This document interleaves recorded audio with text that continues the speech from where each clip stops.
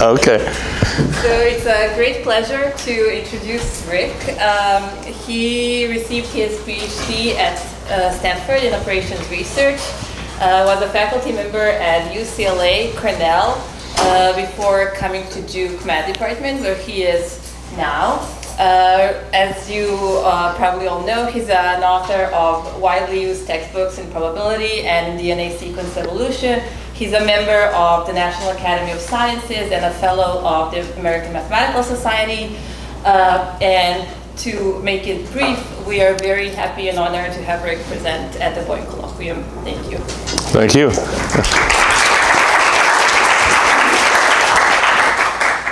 And thank you for leaving out the years that I had those appointments, okay, so, which were probably before some of your mothers were born here. So, but so I'm going to talk about evolutionary games. Fortunately, at this time of the day, I have the slides to prompt me. So you're getting a rerun talk. That I gave this at ICMS in Edinburgh. When they invited me. I thought they said plenary talk. So it turned out to be public lecture. So it was like, it started at 6 o'clock. 40 people from the outside world came, including some guy who brought his girlfriend and probably never saw her again after that, So if this talk's a little, maybe too low level, that's because I was, it turns out from the conference presentation I didn't get the thing low enough, but anyway, so. All right, okay, so I'm going to start at the very beginning, not assuming you know anything about evolutionary games, but then I'm going to go at the speed of light. So one of the simplest games is the Hawk-Doves game. So Maynard Smith and Price in 1973, this was the first sort of use of evolutionary games in ecology.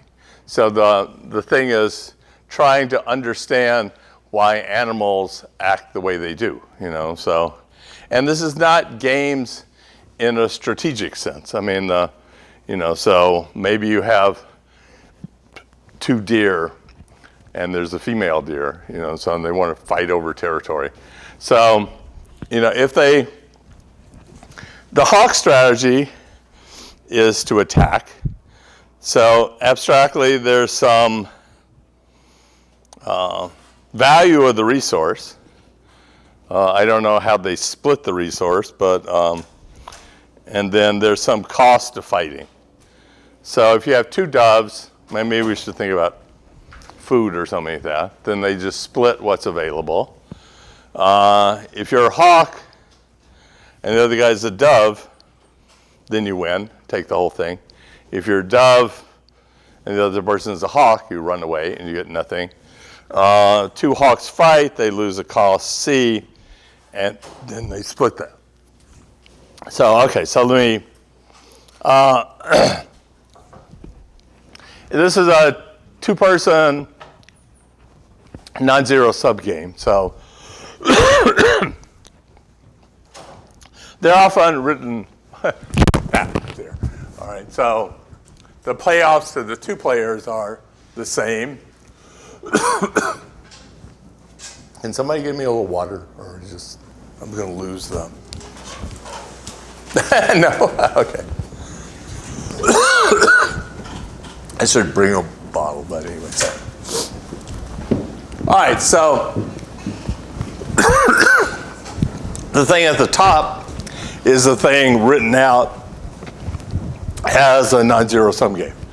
The first component of the vector is the payoff to the first player, the second, the payoff to the second player. And we're going to do this. Oh, thank you. Otherwise, I'll do my frog imitation here.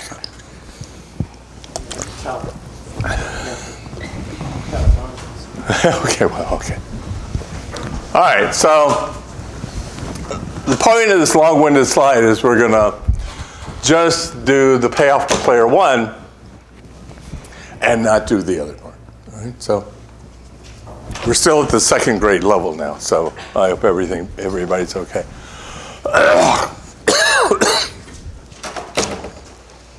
All right, so what happens in this game? So let's plug in some numbers. V is 4, C is 6, so you get this payoff. That hawk versus hawk is -1 versus dove is +4. Dove versus dove is 2. All right, so suppose we're in a situation where 2/3 of the people are hawks and 1/3 are doves. Well, you find out that both strategies give the same payoff. So this is an equilibrium. So, and it's sort of an unstable equilibrium. Well, I mean, it seems like sort of flaky equilibrium because, at this point you get 2/3 from whether you play hawk or whether you play dove, right?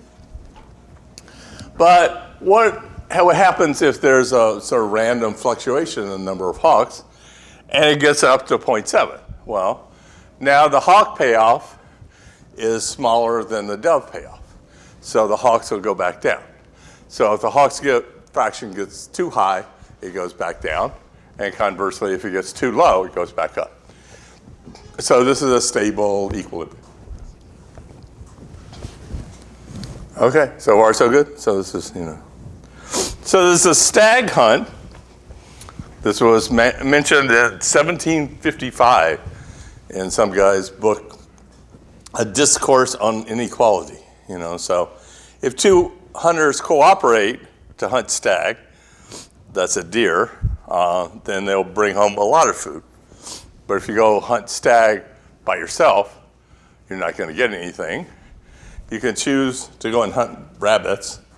Okay, if you don't like hunting rabbits, you go out, harvest tofu or something. So if you're by yourself, you get all of it. If there's another person hunting hare, you get only half of it. All right, so like I tell the people in my probability class, don't confuse this with reality here. So it's a very simple game. I put the strategy, so if the world is 50-50, then the two things have different payoffs. So this is an equilibrium, but in this case, if P rises to more than a half, the stag strategy has, a better payoff, so it keeps rising. So here, there's an equilibrium, which is 1/2, 1/2, which is unstable, all right? All right? I mean, you can't do calculus and stuff to figure that out, but no. All right.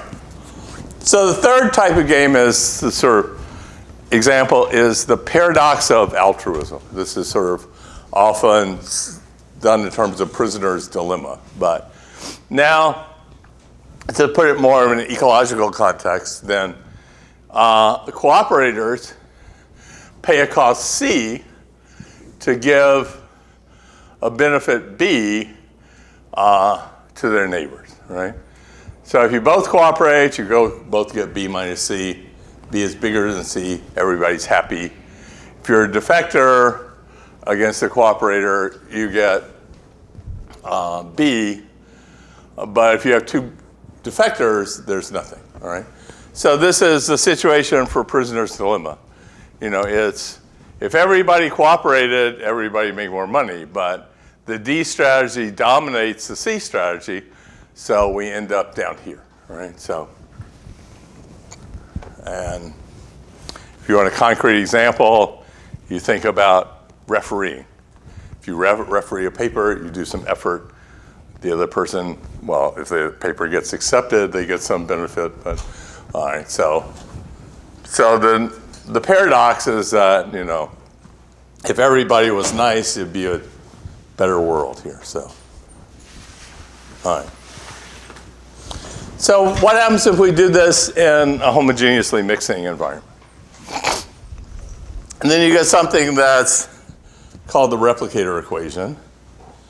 So F sub I, which is, so Gij is the gain matrix. So F sub I is the payoff. Suppose Xj is the frequency of this strategies in the population. So Fi is the payoff when you use strategy I. And F bar is the average payoff. And since we're thinking about biology, we're thinking fitness. So you think about fitness as, how number of children you have, So, all right, so I want to go through the derivation. It's not incredibly hard, but it's this should make sense. If your fitness is above the average fitness, you increase. And if you add up all these equations, then I get 0 because the xi sum to 1 and xi fi sums to x bar, which was good because the xi's are supposed to be probabilities, so the derivative of the sum of the probabilities should be 0. All right, so I convinced you it's not stupid here. So, and one thing about the replicator equation, which is useful, if I add a constant to the things in one column, then I add the constant to all of the average fitnesses and also to F bar. So if I add a constant to the things in a column, I don't change the replicator equation, right? So that's our first little fact to remember, so. All right, so they're basically, if I add constants, I can get rid of the zeros on the diagonal. I've got 2 things left which have different signs, so there are 4 types of games. Hawk's Dove, you have a stable equilibrium. The replicator equation converges to that. Stag Hunt, unstable equilibrium. So if x0 is bigger than the equilibrium, it goes to 1. If it's smaller than the equilibrium, it goes to 0. Altruism, strategy 2 dominates strategy 1, so 1 dies out. And there's obviously also the case that 1 dominates 2, all right? So now you're an expert on, 2 strategy games and a homogeneously mixing population. Okay, I can tell this is incredibly exciting information for you. All right, so,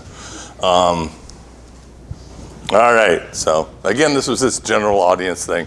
There were supposed to be slides that were just jokes, So space, the final frontier, et cetera. I've done this for a long time, so like many people, my research was, the answer is space is important and for the questions, all right? So, not really, but. All right, so let's look at a paper from Proceedings of the National Academy of Science, all right? It's all about a 2x2 game. So you have 1s and 2s. This is sort of a common ecological example. The 2s are good little boy and girl cells, if there are boy and girl cells, and they just make this chemical that the other cells need to survive. And now the 1s are sort of freeloaders, all right? They don't want to take the time to make this. So if there are 2s around, they have a growth rate of lambda, which is bigger than 1, because they're not expending energy to produce this thing. So this is a very complicated system that we want to study, all right? And this paper got into PNAS because they did something really complicated and stupid with this model. But okay, so, all right, so I can get rid of the things on the diagonal. I get this thing on the other side. If lambda is bigger than 1, I have a mixed strategy equilibrium, which is down at the bottom of the slide somewhere. And the replicator equation converges to this thing when lambda is bigger than 1. All right. So what happens in space? Okay, I need to tell you what the spatial model is first. So in the homogeneously mixing population, you play against the entire population. So suppose we take space to be the d-dimensional integer lattice, and for reasons I'm not going to talk about, d has to be greater than or equal to 3. This is maybe not so bad in pancreatic cancer. You have an interaction kernel I worked with Ted Cox and Ed Perkins, so they want to do things in general, but we'll think that, so the fraction of time you interact with your nearest neighbors is, 1 over 2D in D dimensions. If you play strategy C of X, then your fitness is, well, you have this kernel, which you should think of as 1/6 if your neighbors. And then you get the payoff from playing against your neighbor Y, and you average that with the interaction curve. So this is your fitness. So now it depends upon just the guys that are next to you. All right? Homogeneously mixing population, I look at frequencies. There's several ways I can do this. There's something called birth-death dynamics. Individuals give birth at a rate equal to their fitness, and when they give birth onto a neighbor, the strategy of the neighbor is lost, and this one is put in. There's another version which is called death-birth dynamics. You pick somebody at random to go away, and you pick at random from the population. This is slightly more interesting dynamics in certain situations, but I don't want to go through strategies twice. So we're just going to do birth-death dynamics. Now, you are allowed to ask questions. This isn't going to be on the final, so bad.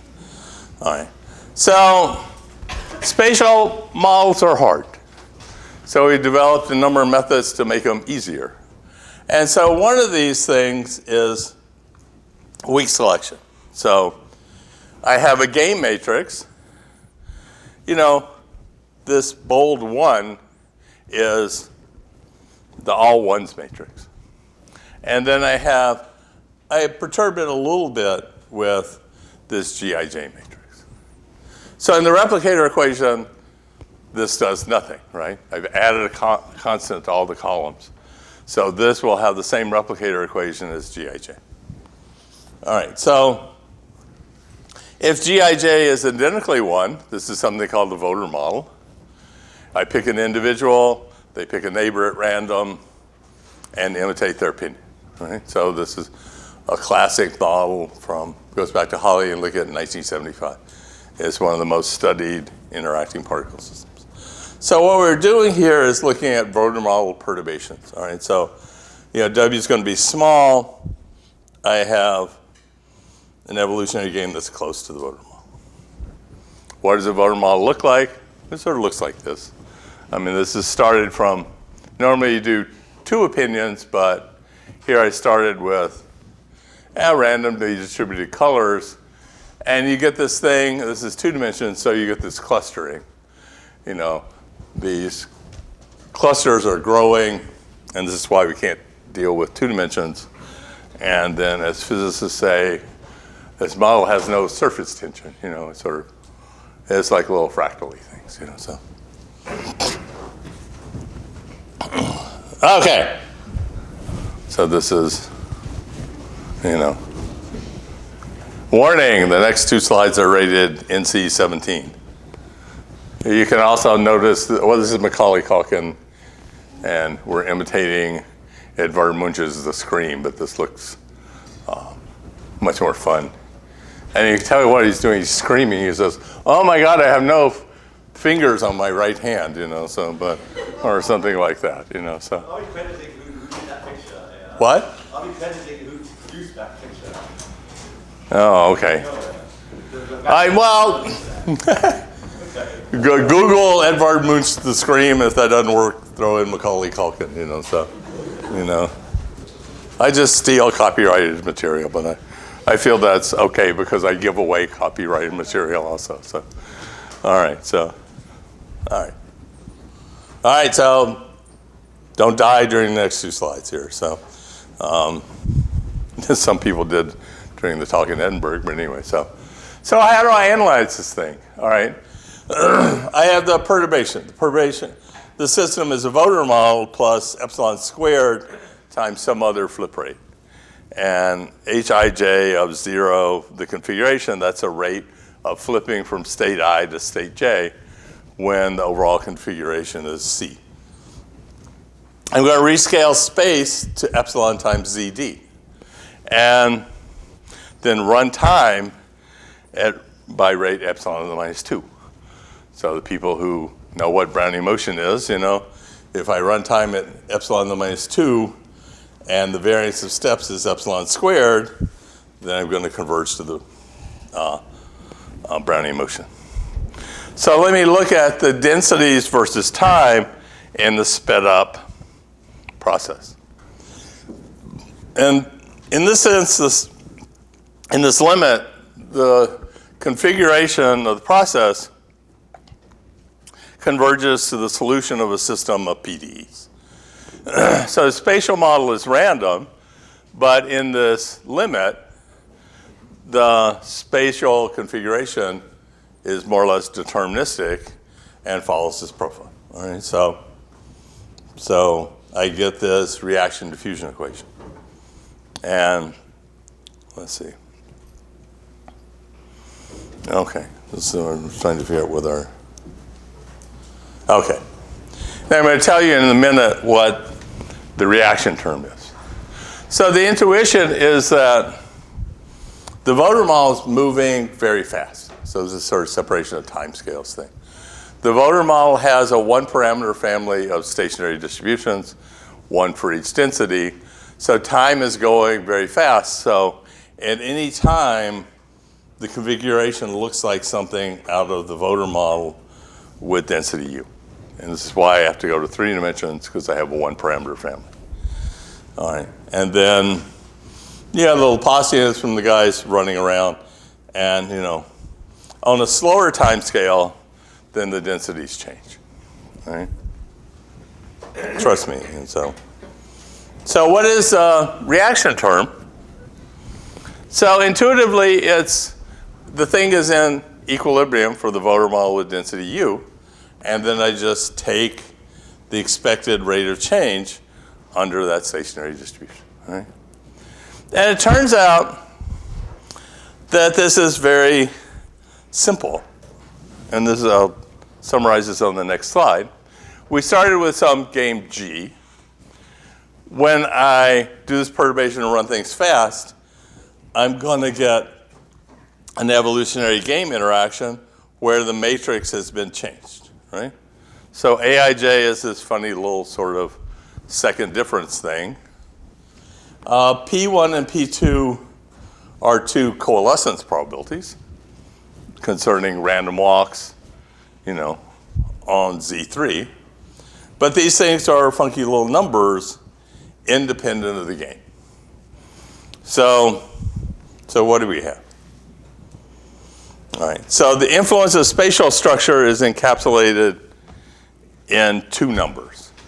And I could tell you what these two numbers are, but I'm not sure that's going to enrich your life. But they're two numbers that depend upon the fact that I'm using three-dimensional nearest neighbors and don't depend upon the game. I mean, I didn't think this up. Karina Tarnita, who's at Princeton, and some guy named Novak, who's at Harvard, they did this by doing sort of perturbation theory. And then the other idea, which is neat, is that the effect of space, all it does is change the game, right?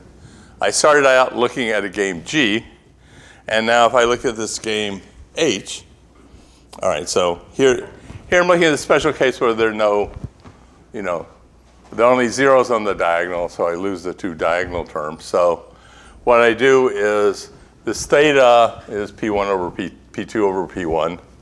So the new game looks like this, right? So the nice thing about this, and I told you these were related in C17, so is that I have this reaction diffusion equation, but I don't have to go back and learn a lot about this. It's just, I change the game matrix, and then the reaction term is the replicator equation for this new game, right? So, and we're going to come out of the tunnel now. So the three things that are neat about this is that the influence of spatial structure is encapsulated in two numbers, which are coalescing probabilities for random walk. the effect of space is simply to change some of the entries in the game matrix. And then the other thing we have to do is replace the replicator equation by the PD. All right. So let me pause for a minute and see if you have the sort of big picture thing. So this sort of, so I've been working at imitating sort of Martin Novak to say, okay, we want something that's a simple theory that can be used for applications. Right? All right, so this is the idea here. So let me look at my very, very complicated example here. So this is, so the new game matrix, all right. On Z3, the ratio of these two coalescence probabilities is about a half. So the new game matrix is 3/2 Gij minus 1/2 times the transpose. So in the case of this game that comes from IGF2, I've got this other 2x2 matrix. And then you can look what sort of 2x2 game is it. If lambda is less than 4/3, then this thing B bar is negative. So 2 dominates 1, and 2 wins. If lambda is between 4/3 and 4, then both of these things are positive. The coexistence occurs, and the equilibrium frequency is the equilibrium of the game. And if lambda is bigger than 4, then the C bar is negative, so the 1s win. So in the homogeneously mixing thing, if lambda is bigger than 1, you get coexistence. In the spatial version, things have gotten more complicated. If lambda is less than 4/3, then the cheaters win. If lambda is between 4/3 and 4, then there's coexistence. If lambda is bigger than 4, then the producers win. All right, so if you publish in math biology journals, then they go, okay, you prove the theorem, but now you have to do some simulations to show that the theorem is actually true. All right, so, all right. So I had an undergraduate who's in North Carolina. In Durham, we have the North Carolina School of Science and Math. It has 375 juniors, 375 seniors. They're supposed to come from all 100 counties in the state, and it's a residential high school. And these students are very smart, so that doesn't explain why she worked with me, but anyway, so she did some programming. So the original game, this is what the frequencies look like as a function of lambda. So if I make the perturbation 1/2, then it's a little better. W equals 1/10. It's pretty much lining up with the limit. So this is something we can calculate. You can do this by arithmetic from the limit. So already when the perturbation parameter is 1/10, then it works. All right? So the moral here is that it's a very simple game in a homogeneously mixing population, but then the phase transition is shifted over in space. Okay. And one of the principles in interacting particle systems is that if the picture looks interesting, you're not going to be able to prove a theorem. So this looks pretty boring. This is what the equilibrium looks like. There's, the length of scale over which you have correlations. That's actually assuming you can actually see the difference between the two colors from where you are, is small. So this is, lambda equals 3, W equals 1/2. And it just sort of looks like noise, so. All right, so this is the first example. So I'm going to keep doing examples until I run out of time, which is, if you're counting down here, So there's a game called rock, paper, scissors, or this is a family of games, all right? So yeah, the notation looks a little funny. I have these alphas, and the subscript on the alpha is what strategies left out, and they're all positive. I had the betas with the same convention. they're negative. So if I look at the 2x2 subgame with 1 and 2, well, alpha's positive, beta's negative, so 1 dominates 2, 2 dominates 3, 3 dominates 1. This is like rock, paper, scissors, so it's the name, so, a little solving 3 equations and 3 unknowns, and with me, this takes 6 times before I get the same answer twice, so this is the equilibrium point. It always exists. The betas are positive, betas are negative, alphas are positive, this is a minus, and I have 1 of each. And D is what it has to be. D is for denominator, it's the thing I have to divide by. So the rock, paper, scissors game always has an interior equilibrium. I did not think this up, so. So what happens in the replicator equation? This Hofbauer and Sigmund is a really nice book about the replicator equation. So you look at the first thing you might think about, the delta B beta 1, beta 2, beta 3 plus alpha 1, alpha 2, alpha 3. All right, so if alpha is positive, the solutions spiral into a fixed point. If it's negative, they spiral out. All right, and if there is 0, you have a bunch of stable spirals. All right. So here are 2 examples of these games. All right. So first one has delta positive. The second one has delta negative. All right. So what happens if we do the spatial model? Well, it does sort of what you expect. In this sort of heuristic, the things are converging into an interior fixed point. So we expect the spatial model to do the same thing. All right. You got some fluctuations, but it's converging into an equilibrium. Now the other thing is sort of interesting.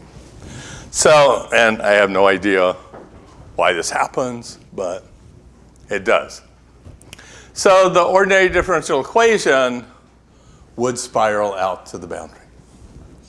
So I think what's happening, and I'd love to be able to figure this out rigorously, is that when the density of one type gets low, I just have a competition of the two types that are left, and so they don't get all the way to the boundary. Thought about this for 20 years. So I did give up for the last few years, but. So what you get is something like this. Yeah? Could you talk a little more about that? I'm not sure I understand. The picture matched what you said in my mind. So what's the question exactly? In that picture, it's like you're spiraling around the boundary, right? There's one. Well, no, but they don't get all the way out to the boundary. I see. Okay. So when you're in the ODE, it spirals out. In the limit, you just have one type, right? But here, it's like it spirals out and then it stops, right? So throughout the simulation, the largest type is like at most 0.7 and the other thing is 0.1. So this is going to say that it has an equilibrium which sort of looks like this. I mean, this is not the world's best picture of it, but what happens intuitively is these guys chase each other around in a circle, right? So I did some work on this type of game for deterministic evolutions, but, and this is, I'd love to be able to prove that you have a rock, paper, scissors game that's unstable, then it has a stationary distribution. Right? So that's sort of the conjecture, and it's like, okay, so if I was a physicist, case closed. Look at this picture, so again, that's sort of, it has some structure, but the structures are sort of limited, and actually, if I made a much bigger simulation, these are simulations in 3 dimensions, so they're 100 by 100 by 100. So if I can make to much bigger thing, then these densities would be flat. All right.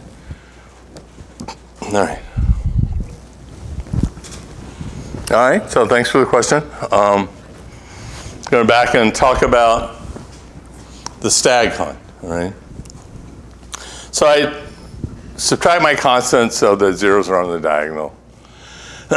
Both these things are negative, so 1/3, 2/3 is an unstable equilibrium.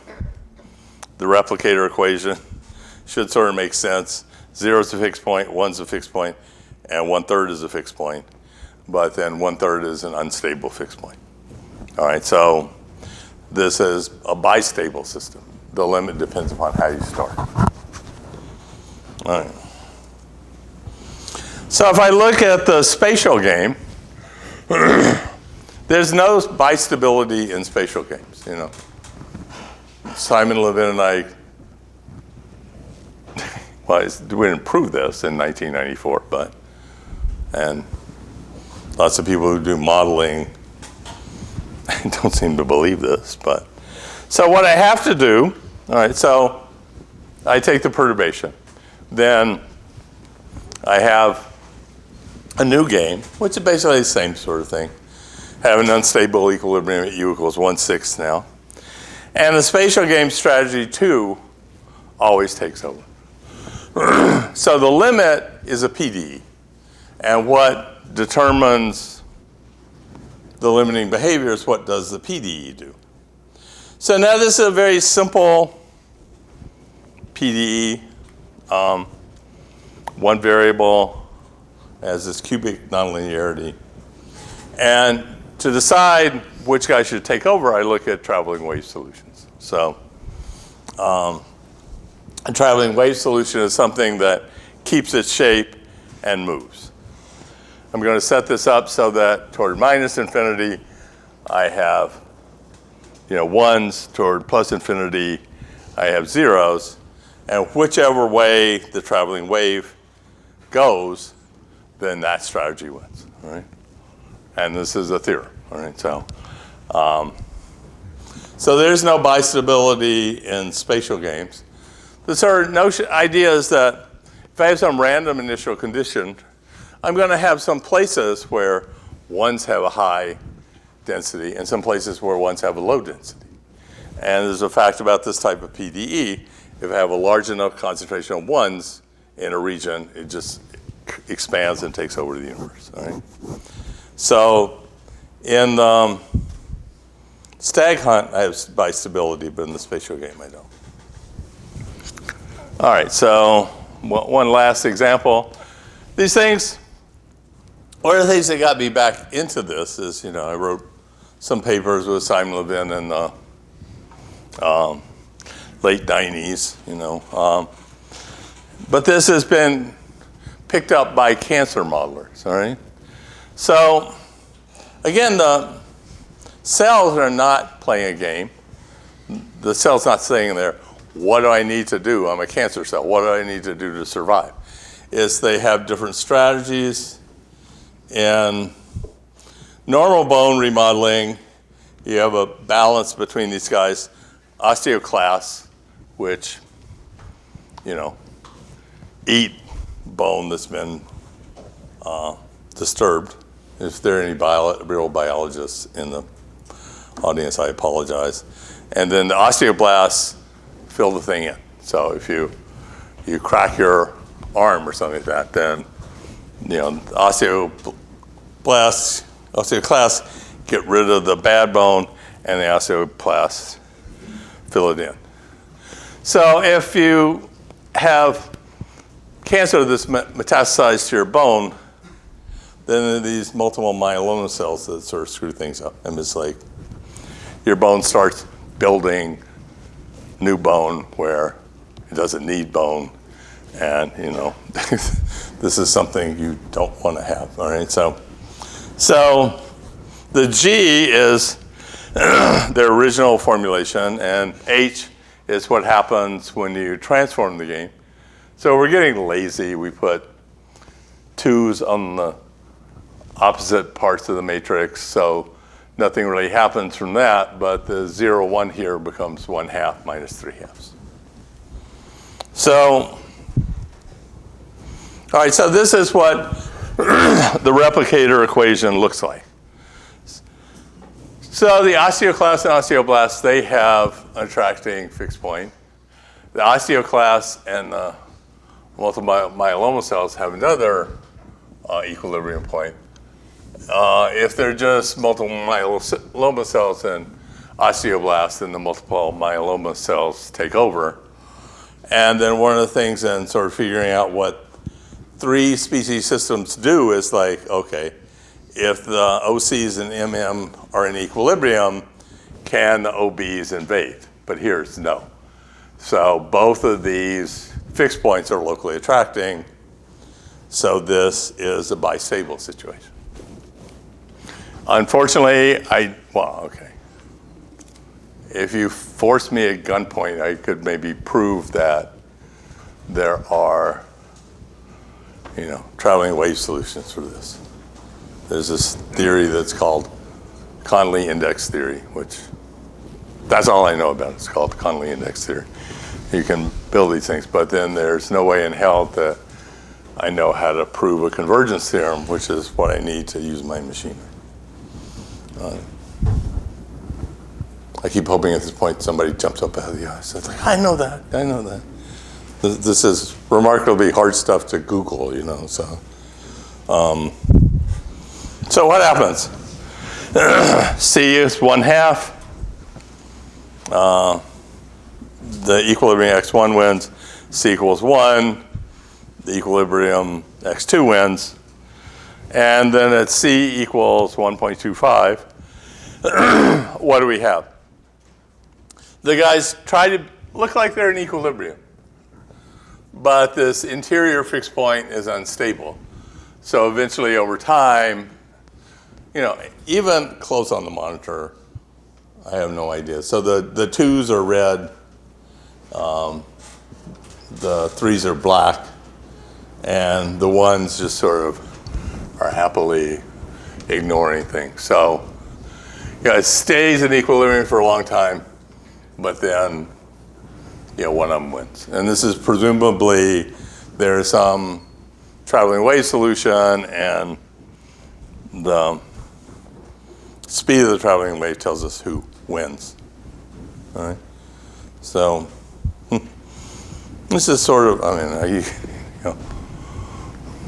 Chippequadro used to say, don't inhale too deeply on this picture here, so which you're having a hard time seeing. The blues, which sort of look purple, they're sort of everywhere. And if you could see this picture, then what you would see is that the blacks are sort of clustered together and the reds are clustered together. So these clusters are going to grow over time.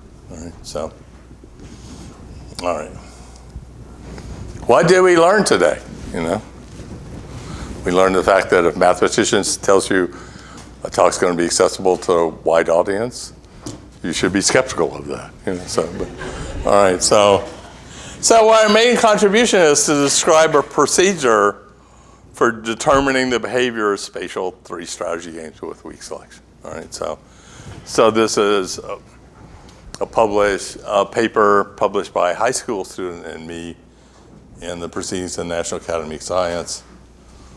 Don't get too excited. If you're a member, you get to sneak papers in by having them refereed by your friends, but now they control the referee process. But so how do we do this? What's our little algorithm?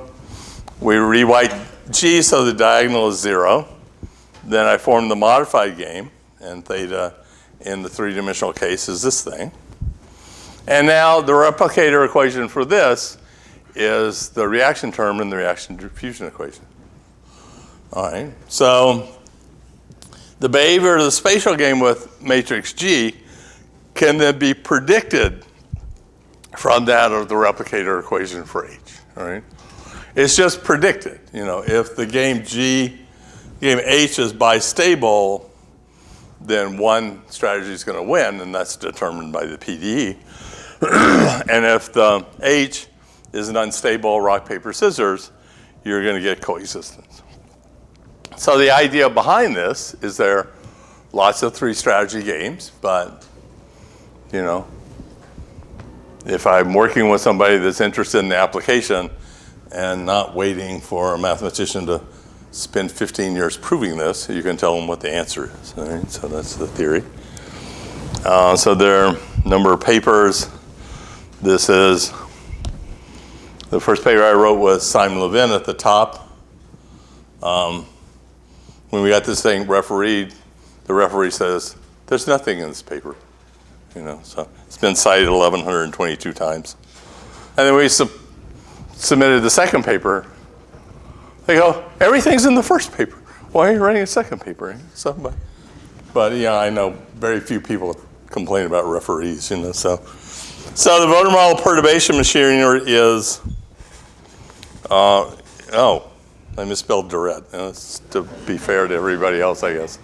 It's this paper with Ted Cox and Ed Perkins.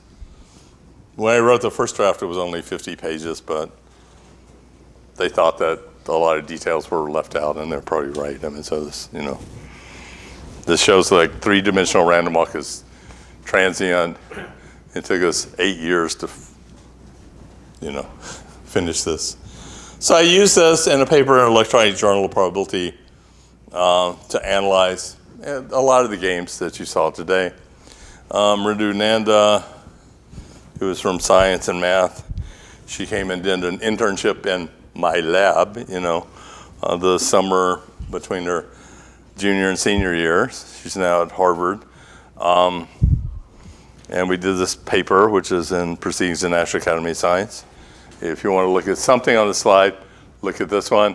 Has lots of color pictures, has most of the graphs you saw here. And then Raibo Ma, he did the analysis of the IGF2 thing. And he developed some methods for doing things in 2 dimensions. 2 dimensions is funky because voter model does not have a one parameter family of stationary distributions. So I should have a slide that says thank you, but I don't know. And so look over here. Thank you for your attention. All right. So.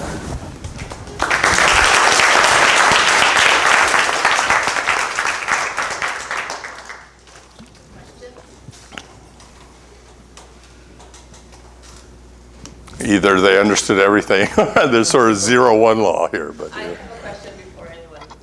Okay, well, Madam Chairwoman. Yes. I wouldn't say that I understood everything, but so one of the papers you mentioned, this IGF2, the pancreatic cells that are playing these games. So I think in the